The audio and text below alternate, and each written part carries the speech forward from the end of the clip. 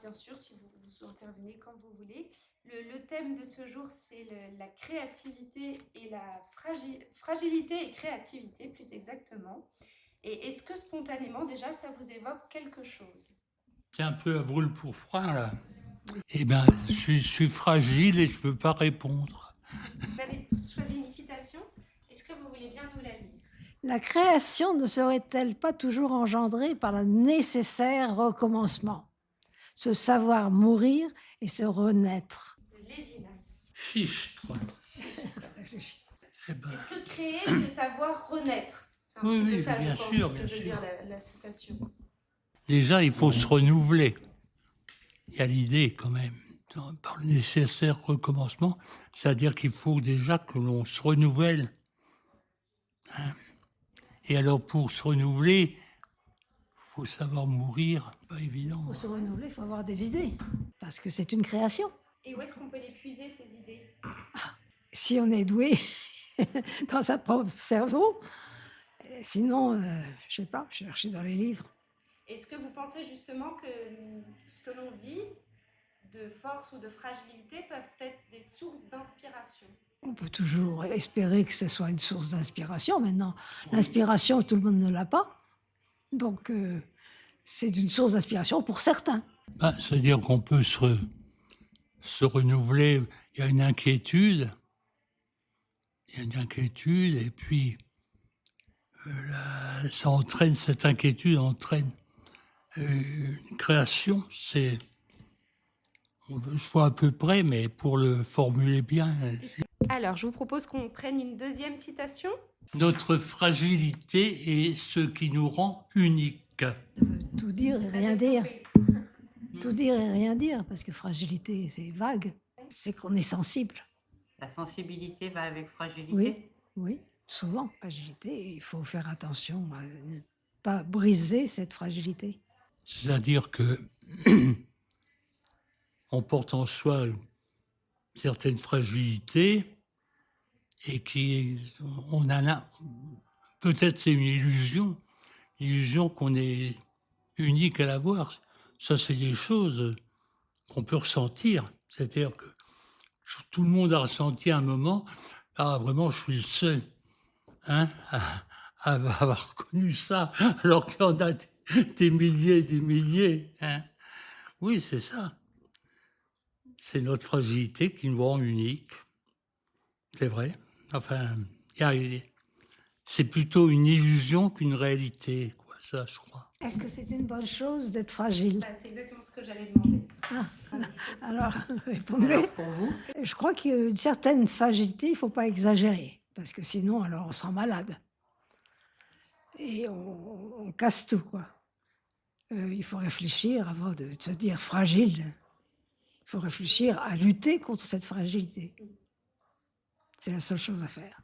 J'entends, il y a l'idée de lutter contre et de l'idée de la créativité. Est-ce qu'on peut en faire, si on ne peut pas lutter contre, est-ce qu'on peut en faire une source de créativité? Dans la mesure où je pense qu'il y a une part d'illusion sans cette fragilité, elle peut tout à fait déboucher sur qu'on joue avec, quoi, et qu'en effet, on peut exprimer quelque chose. Un rêve, par exemple, peut être pardon. Je veux dire, un rêve peut être une forme de créativité, et ce rêve peut être fondé sur cette fragilité de l'être, quoi. Enfin. Mais est-ce que cette fragilité, il ne faut pas lutter contre cette fragilité? Non, je pense. Enfin, dans la mesure où je crois en effet que c'est une illusion, il n'y a pas besoin de lutter contre. Ça fait une partie de rêve. Enfin, je crois qu'il est très difficile d'avoir une vision très précise de sa fragilité.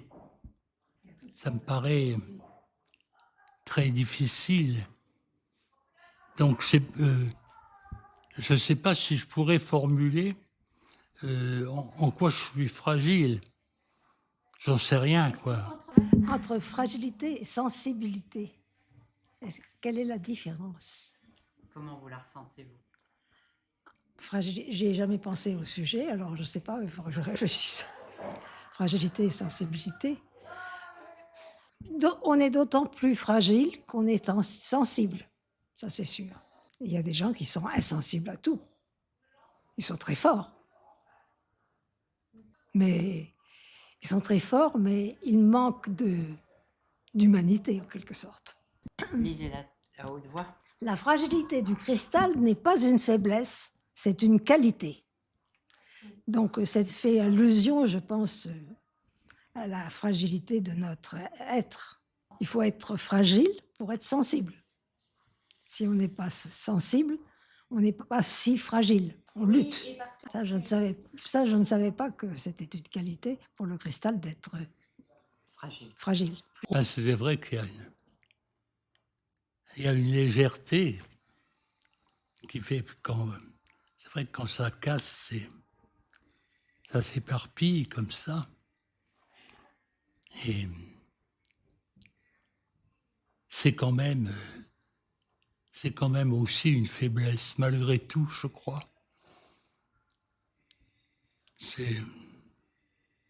Enfin, c'est ambivalent, quoi. Si l'homme est en béton et pas en cristal, ça pose un problème, quand même. Hein? C'est-à-dire? Ben, c'est un béton, on ne peut pas le casser. Il y a des hommes des hommes, des femmes, des êtres humains qui sont en béton et qu'on ne peut pas changer leurs idées, qui sont figés dans leurs trucs. Ceux-là, il n'y a aucune chance qu'ils aient une faiblesse. Hein. C'est pas, parce qu'ils sont tellement sûrs d'eux, il vaut mieux être un petit peu souple et ouvert que complètement fermé. Oui, la souplesse, ça fait comprendre qu'il y a d'autres gens, les autres ont une autre sensibilité. Il faut accepter que les autres aient une autre sensibilité que la nôtre. Très important. Est-ce que le contraire de la fragilité, c'est la force? La fragilité, c'est la sensibilité. Il y a des gens qui sont faibles et extrêmement sensibles à tout. Il y en a d'autres qui sont forts, sont indifférents à tout. Et ils résistent à tout, mais ils ne sont pas très humains. Pour être humain, il faut être assez faible aussi. Non ? Ben, je sais pas, on revient à l'idée de la fragilité, c'est aussi ce qui est tout l'être. C'est-à-dire que quelqu'un peut être fragile et avoir être un personnage vivant et fort. Enfin, malgré la fragilité, il peut y avoir une force dedans. Ça s'appelle la résistance. Oui. C'est ça. On peut être fragile, mais il faut savoir résister. Est-ce que vous avez des exemples de personnes, célèbres ou non, ou de situations dans lesquelles vous avez l'impression que la fragilité a été pour eux un moteur de créativité, ou en tout cas, malgré leur fragilité, ils ont fait quelque chose, ils ont créé quelque chose? J'y pense pas, si vous voulez. On vit pour soi, on ne pense pas aux autres qui pensent comme ça et comme ça. Je vous relis la phrase. La fragilité du cristal n'est pas une faiblesse, c'est une qualité. Ce qui veut dire que quand on se sent faible, il faut considérer ça comme une qualité. Il ne faut pas lutter. Le fait qu'il soit cassable, etc., est lié aussi à sa légèreté et à sa qualité c'est-à-dire le verre est très beau en cristal. Bon, puis il tombe, il n'existe plus. Mais c'est une contradiction comme ça. Hein, voilà. Est-ce que quelqu'un souhaite regarder la citation suivante? Oui, je les avais. Ah, ça, on l'a déjà fait. Oh, elle est compliquée celle-là. Ah oui, on a déjà vu celle-là. Créer, c'est ainsi donner une forme à son destin. Albert Camus. Oula. Vous voulez bien la relire, s'il vous plaît? Créer, c'est ainsi donner une forme à son destin.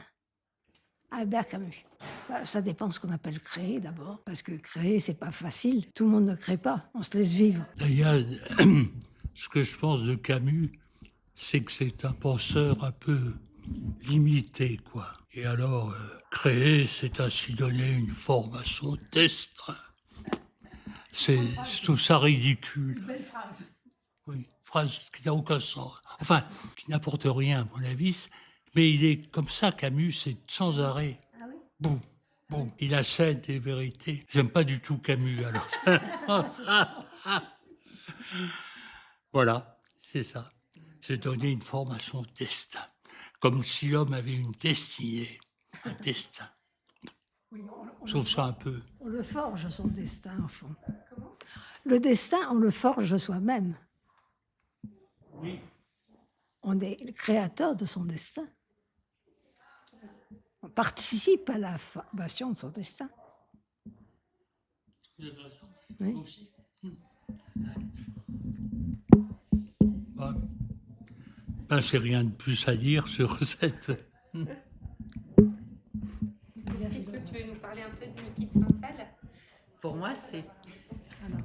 Niki de Saint-Phal, c'est exactement pour moi fragilité égale création. C'est-à-dire? Niki de Saint-Phal, fragile et une grande créatrice. Pour moi, la fragilité peut être un véritable signe de Oui, créativité. mais ça, Niki de Saint-Phal, alors je ne la vois pas du tout fragile. Personnellement, je ne la vois pas fragile. Donc, je la trouve très construite et j'arrive pas à voir Niki de Saint-Phal comme fragile. Voilà, comme quoi c'est Non. un aperçu. Pour moi, elle est fragile et créative. Oui, non, je Voilà. comprends. Vous connaissez bien son œuvre. Je connais assez bien son œuvre. Ah oui, je sais. Et j'aimais beaucoup le destin de cette femme. Ah oui, oui, Je ne la vois pas comme fragile, quoi. c'est une femme qui pense bien à ce que À cause pas de... À cause de ses nanas. Si on regardait, je vous montrerai. C'est- Mais voilà, elle est bien plantée, solide, et elle fait des choses que je trouve belles, mais, Ses œuvres sont mais imposantes. je la vois pas comme fragile, quoi. Oui. Eh ben non, non. Alors, on va continuer un petit peu nos échanges sur le thème de fragilité et créativité. Tout à l'heure, vous avez ouvert un petit peu un débat sur est-ce qu'il faut lutter contre la fragilité?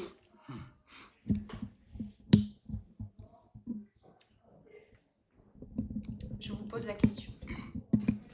Je pense que non, dans la mesure où ce que j'en dis, c'est qu'il y a une part de... Dans la fragilité qu'on porte, il y a une part de rêve et de choses qui sont c'est relatif.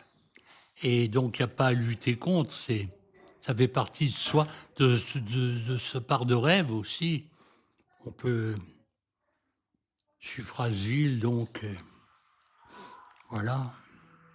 Donc, je fais des tas de choses. Hein? Voilà, merci. Madame Mora, vous sembliez dire qu'il fallait lutter contre, au moins un peu. Certainement, parce que si on se trouve fragile, on ne fait rien. Dans la vie, il faut toujours lutter.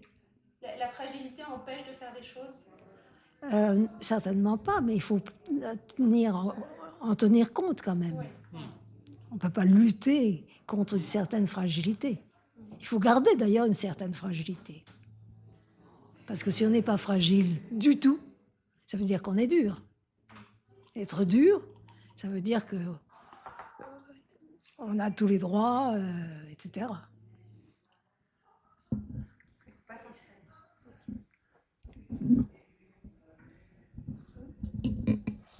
Et l'autre question que je voulais un peu vous poser, c'était plus sur la créativité, justement, où, eh bien, est-ce que...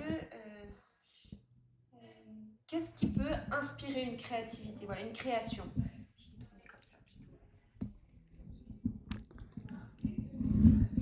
Bah, un peu ce qu'on porte en soi. C'est-à-dire, on ressent quelque chose,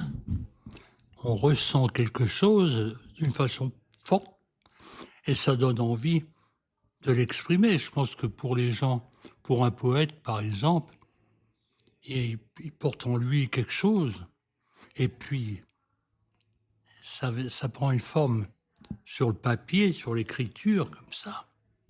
C'est-à-dire, et je crois que c'est valable en général pour toutes les formes de création. Pour un peintre qui est devant une palette, qu'est-ce qu'il va en faire? Ben voilà. Enfin, voilà. Je crois que toutes les formes de création passent par ce regard comme ça.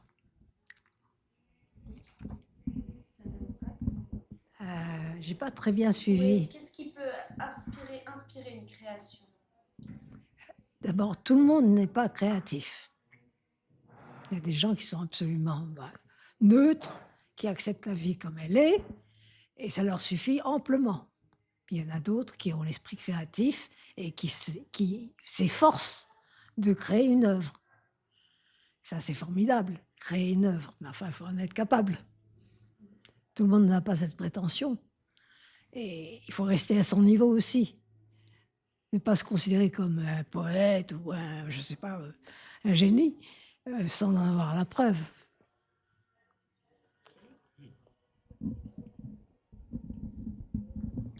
Oui, mais pour une forme simple, attends. Oui, vous écrivez une lettre à quelqu'un. Il passe par cette chose très très simple d'écrire une lettre, il passe quelque chose de création qui est tout à fait inconsciente, mais quand on raconte quelque chose, un événement, je crois que la création, la créativité, elle n'a pas qu'un niveau de création dans le sens noble du terme. Il y a une création qui est simple, qui est courante, quoi, qui fait partie de la vie de tout le monde, même ceux qui seraient incapables de le formuler. Hein. Mais forcément, ils ont une création. C'est pour ça d'ailleurs qu'il y a des gens horribles, parce que ce qui se passe dans leur tête est tellement terrible qu'ils passent à l'acte. C'est une forme de créativité terrifiante, mais qui existe. Hein. C'est vrai que tous ces dictateurs, quand Hitler faisait un discours, il était en pleine créativité, hein, pas de problème. Simplement, il envoyait des millions de gens à la mort. Et ça, la créativité peut être...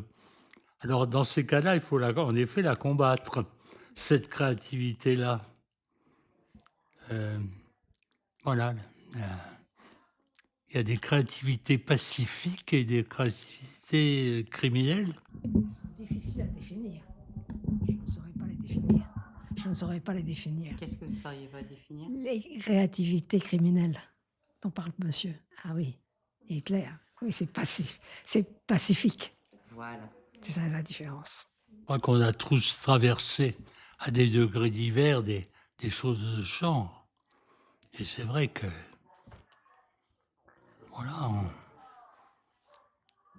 je sais pas, le fait, par exemple, la mort de quelqu'un vous touche, le fait d'envoyer un mot à la personne proche, la femme, par exemple, de cet ami, c'est sûr qu'il y a une créativité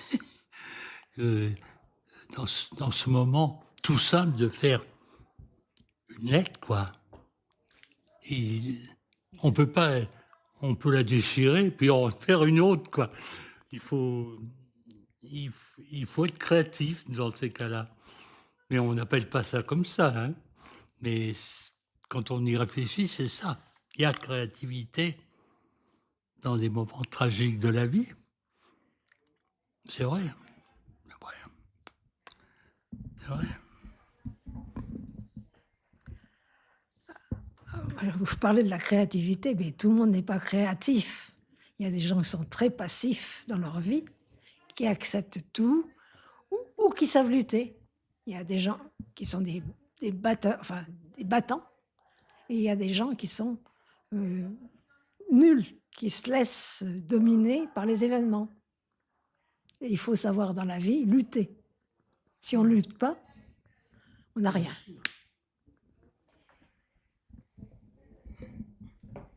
Lutter, c'est encore un petit peu différent de créer, Oui, non? oui, oui, oui, oui. Lutter, ça ne veut pas dire créer. Lutter, c'est quand vous avez dans une adversité et que vous voulez vous en débarrasser, vous cherchez à lutter contre elle. Oui, mais est-ce que justement un moyen d'aborder l'adversité ou la fragilité, Oui. un des moyens pourrait être de lutter contre, et un autre moyen pourrait être de créer à partir de... Ah bon? L'internationale communiste qui était dirigée par les Allemands avant la prise du pouvoir hier, avait une formule, c'était organisieren, propagandieren, éducatieren. C'est-à-dire que là, mettez-vous bien ça dans la tête, quoi. Ah oui. 3 formules. Oui, oui, c'était les 3 Iren du Comintern. Il faut savoir ça. Ça ne nous rajeunit pas. Hein. C'est quand, avant que Hitler prenne le pouvoir, le Parti communiste, c'était le parti le plus fort d'Allemagne. Ah oui, à ce moment-là.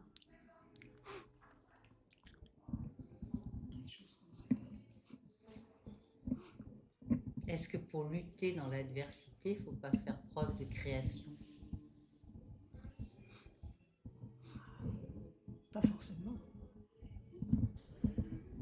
Il faut lutter contre la passivité, mais pas la création. Non, mais est-ce qu'on n'a pas besoin parfois de création pour lutter contre Ah, la pour passivité? lutter.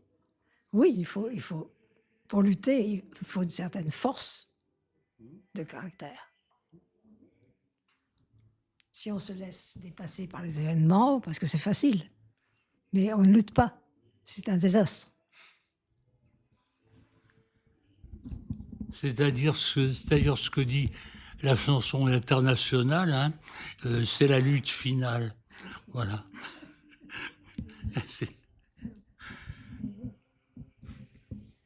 Est-ce que je peux me permettre de vous demander en quoi est-ce que vous êtes créatif? L'un et l'autre.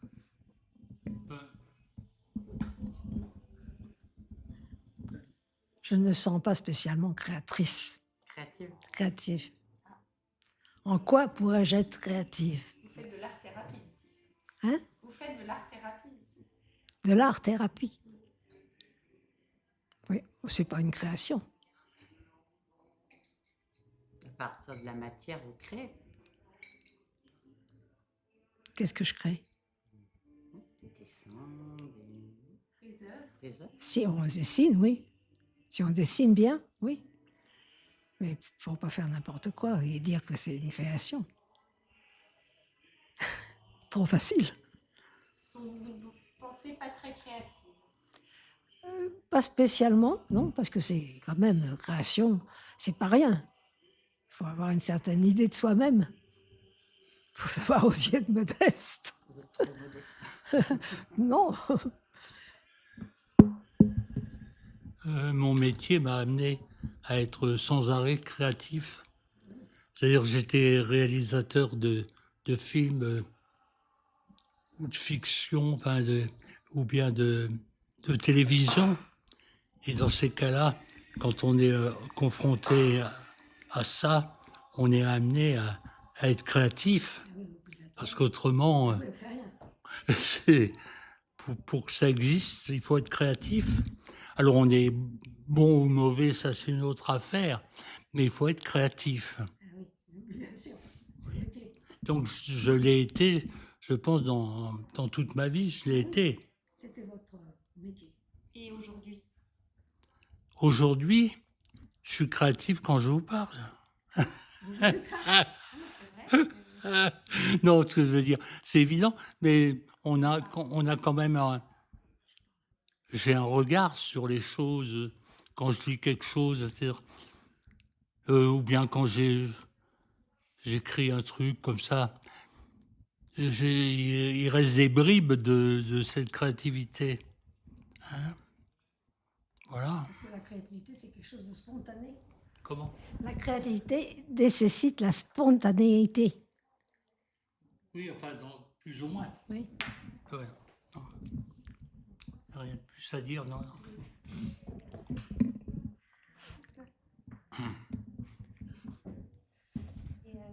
Peut-être que j'ai déjà posé la question et je suis navrée si c'est répétitif, mais est-ce que vous trouvez que la fragilité freine ou accélère la créativité? Selon la personne. Je pense que c'est selon la personne. Il n'y a pas de règle générale pour ces choses-là. C'est une sensibilité. On est plus ou moins sensible, et c'est pas général. La même chose pour la créativité.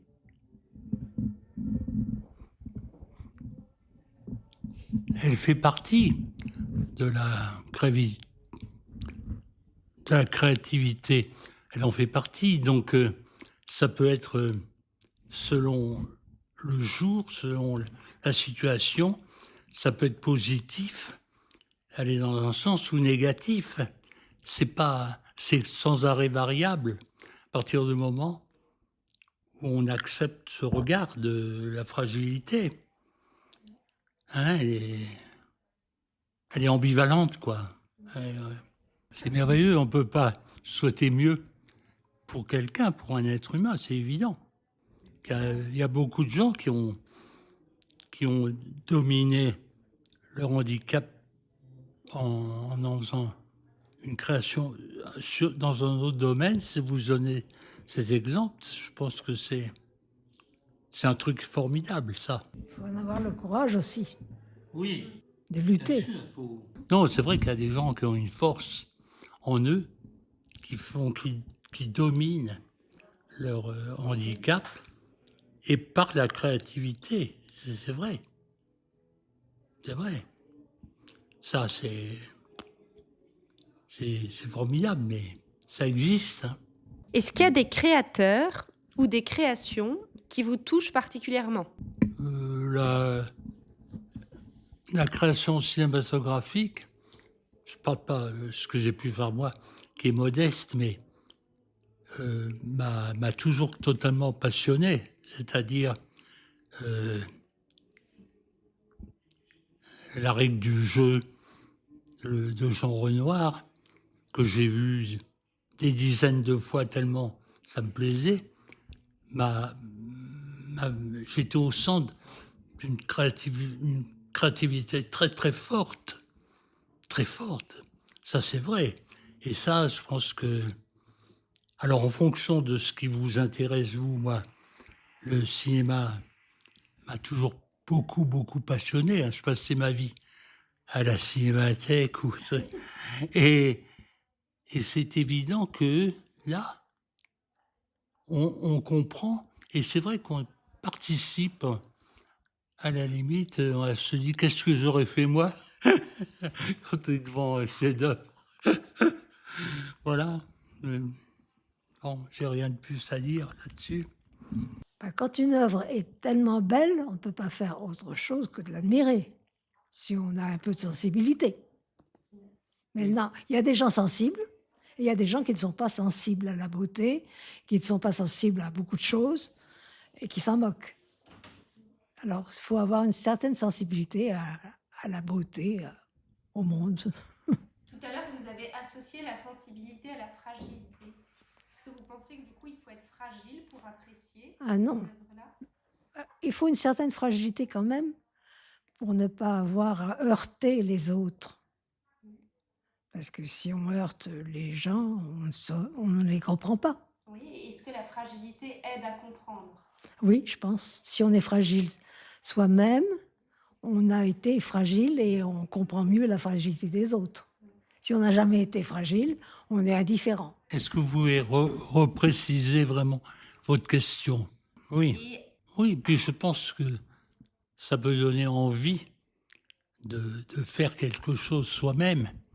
C'est-à-dire que quand on a bien vu une chose qu'on aime, etc., ça donne aussi envie de faire pareil, quoi. De créer, quoi. Enfin, ça fait, tout ça se tient vraiment d'une façon très, très... comme ça. Enfin, je n'ai pas plus à dire. Hein.